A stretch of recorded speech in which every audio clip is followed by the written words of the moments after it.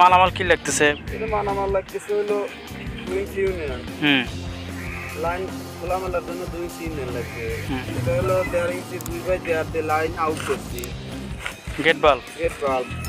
প্রত্যেকটা লাইনে আলাদা আলাদাভাবে দেওয়া উচিত। দিলে পারে জিনিসটা পানি দিয়ে একসঙ্গে একটা কাজ করে নিলে পারে, এক লাইন অফ করলে পারে সবাই কাজ ইউজ করতে পারে। আবার যদি ট্যাঙ্কিতে লাইনে একটা লাগাই তাহলে পারে একটা বন্ধ করলে সব টোটাল অফ পাওয়া যায়। এর জন্য সাপোর্টিং এর জন্য এক্সট্রা করে প্রত্যেকটা লাইনে একটা করে আছে।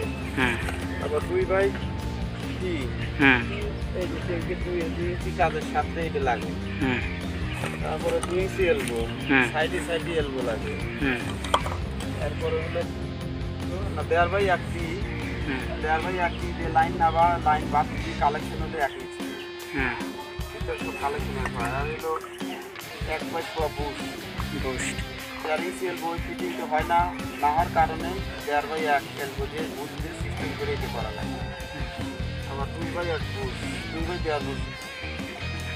আবার এই রাখা ভালো আটা কোনটা, কোন কোম্পানির?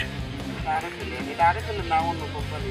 আরেফেল আছে, অন্য কোম্পানি আটা আছে, বেশ কোয়ালিটি আটা আছে। আর একটু সকেট লাগে, আর একটু সকেট লাগে, বিভিন্ন ফিটিং লাগে। থ্রেড পাইপে যে ফিটিং এনে ওই একই ফিটিং, সেম ফিটিং। এটা একটু উন্নত মানের আর কি মালামাল। এটা উন্নত মানের, শুধু আঠা ব্যবহার করতে হয় শুধু? আটা ব্যবহার, এটা প্যাচ করতে হবে না? এটা প্যাচ করতে হবে।